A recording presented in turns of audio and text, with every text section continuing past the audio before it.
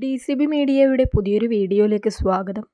June മാസത്തിൽ സാമൂഹ്യ സുരക്ഷാ ക്ഷേമ പെൻഷനുകൾ, സ്ത്രീ സുരക്ഷാ പെൻഷൻ, നിർമ്മാണ തൊഴിലാളി പെൻഷൻ എന്നിവയുമായി ബന്ധപ്പെട്ട് വന്നിരിക്കുന്ന ഏറ്റവും പുതിയ അറിയിപ്പുകളാണ് വീഡിയോ വഴി ഷെയർ ചെയ്യുന്നത്.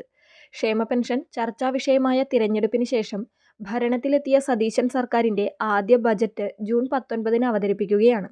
ക്ഷേമ പെൻഷൻ 3000 രൂപയായി ഉയർത്തുമെന്ന തിരഞ്ഞെടുപ്പ് വാഗ്ദാനം ബജറ്റിൽ ഉണ്ടാകുമോ എന്നാണ് കേരളം കാത്തിരിക്കുന്നത്. ഒറ്റയടിക്ക് 1000 രൂപ വർദ്ധിപ്പിച്ച് ക്ഷേമ പെൻഷനിൽ വിസ്മയമുണ്ടാകുവാനുള്ള സാധ്യത കുറവാണ്. പകരം 200 രൂപയുടെ വർധനവാണ് ഉണ്ടാവുക എന്നാണ് ഏറ്റവും അവസാനമായി ലഭിക്കുന്ന സൂചനകൾ.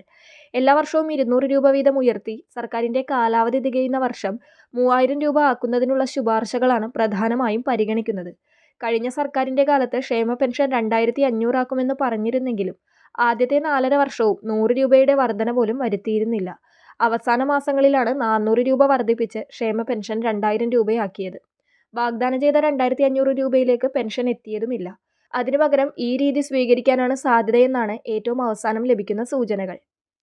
സാധാരണ ജൂൺ മാസത്തിലാണ് മസ്റ്ററിംഗ് ഒക്കെ ഉണ്ടാകുവാറുള്ളത്. എന്നാൽ ഇത്തവണ പുതിയ സർക്കാർ രൂപീകരണവും ബജറ്റിൻ്റെ അവതരണ തിരക്കുമൊക്കെ ആയതിനാൽ ഈ മാസം മസ്റ്ററിംഗ് ഉണ്ടാകുവാനുള്ള സാധ്യതയില്ല. കഴിഞ്ഞ 10 വർഷവും വർഷത്തിലൊരിക്കൽ വാർഷിക മസ്റ്ററിംഗ് അക്ഷയ കേന്ദ്രങ്ങളിലും കിടപ്പ് രോഗികൾക്ക് നേരിട്ടും ഉണ്ടാകാറുണ്ട്.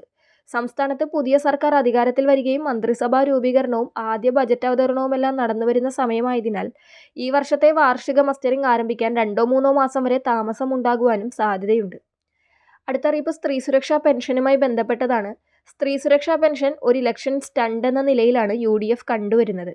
സർക്കാർ അധികാരത്തിലേറി ഇത്ര ദിവസമായിട്ടും കഴിഞ്ഞ സർക്കാരിൻ്റെ അവസാന മാസത്തിലെ കുടിശ്ശികയും പുതിയ സർക്കാരിൻ്റെ ആദ്യ മാസത്തിലെ കുടിശ്ശികയോ ഒന്നും നൽകിയിട്ടില്ല. ഇപ്പോൾ ഏകദേശം 3 മാസത്തെ കുടിശ്ശികയുണ്ട്. എന്നാൽ അത് നൽകുന്നതിനെപ്പറ്റി ഇന്നേ വരെ വകുപ്പ് മന്ത്രിയോ മുഖ്യമന്ത്രിയോ ഇതേവരെ യാതൊരു സൂചനയും നൽകിയിട്ടില്ല.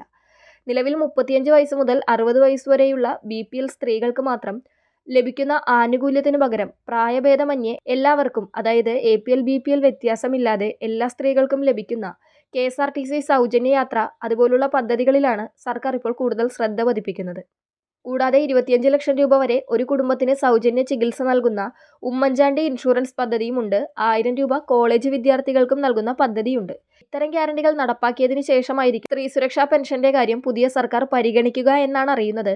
KSRTC സൗജന്യ യാത്രയ്ക്ക് വേണ്ടിവരുന്ന തുക എല്ലാ മാസവും ധനവകുപ്പ് KSRTCക്ക് നൽകുന്നതാണ്. അതിനുശേഷം സ്ത്രീ സുരക്ഷാ പെൻഷന് വേണ്ടി വകയിരുത്തുവാൻ ഫണ്ടുണ്ടോ എന്നത് ഈ ബജറ്റിൽ അറിയുവാൻ സാധിക്കും. ഈ ബജറ്റിൽ സ്ത്രീ സുരക്ഷാ പെൻഷൻ വിതരണത്തിനായി ഫണ്ട് അനുവദിക്കുകയാണെങ്കിൽ ഈ പദ്ധതി തുടരും, അല്ലെങ്കിൽ ഈ പദ്ധതി തുടരുവാനുള്ള സാധ്യതയുമില്ല. നിർമ്മാണ തൊഴിലാളി പെൻഷനുമായി ബന്ധപ്പെട്ടതാണ് അടുത്ത അറിയിപ്പ്. കഴിഞ്ഞ സർക്കാർ നിർമ്മാണ തൊഴിലാളി പെൻഷൻ കുടിശ്ശിക മുഴുവൻ കൊടുത്തു തീർക്കുമെന്ന് പറഞ്ഞിരുന്നെങ്കിലും ഏതാനും മാസത്തെ കുടിശ്ശിക മാത്രമാണ് കൊടുത്തത്. ഇനിയും 15 മാസത്തെ നിർമ്മാണ തൊഴിലാളി പെൻഷൻ ലഭിക്കുവാനുണ്ട്.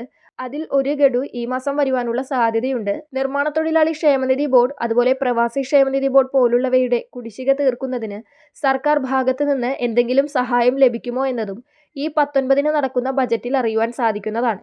അത്തരത്തിൽ ക്ഷേമ പെൻഷൻ, സാമൂഹ്യ സുരക്ഷാ പെൻഷൻ, സ്ത്രീ സുരക്ഷാ പെൻഷൻ തുടങ്ങിയ ക്ഷേമ പെൻഷനുകളുടെ എല്ലാ അറിയിപ്പുകളും കൃത്യമായി തന്നെ അറിയുവാൻ ചാനൽ സബ്സ്ക്രൈബ് ചെയ്യുക.